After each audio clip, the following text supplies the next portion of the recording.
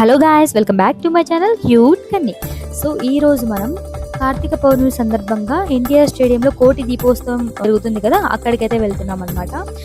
ఇది November 1న start అయ్యి November 13th వరకు ఉంటుంది అనమాట. మీలో ఇంకా ఎవరైనా వెళ్ళిన వాళ్ళు ఉంటే వెళ్ళండి. లిటరలీ గాయస్ చాలా బాగుంది. అసలు జనాలు కూడా చాలా మంది వచ్చారు. ఆల్రెడీ ఇలా సెటప్ అయితే చేసింటారు అనమాట. మనం జస్ట్ వెళ్ళి పూజ చూసి మనం దీపాలు అయితే వెలిగించి రావాల్సి ఉంటుంది అనమాట.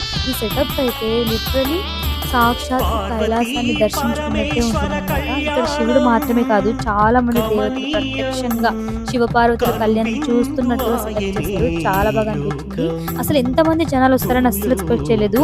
ఈ రోజు అయితే గరికపాటి నరసింహారావు గారు ముఖ్య అతిథిగా వచ్చారనమాట. ఎప్పుడు రీల్స్ లో షార్ట్స్ లో చూడటమే కానీ ప్రత్యక్షంగా ఆయన ప్రవచనాలు ఈ రోజే వినడం నాకైతే చాలా బాగా అనిపించింది. మీరు సాక్షాత్తు కైలాసంలో ఉన్నట్టు ఫీల్ అవ్వాలనుకుంటే ఖచ్చితంగా కోటి దీపోత్సవానికి వెళ్ళండి.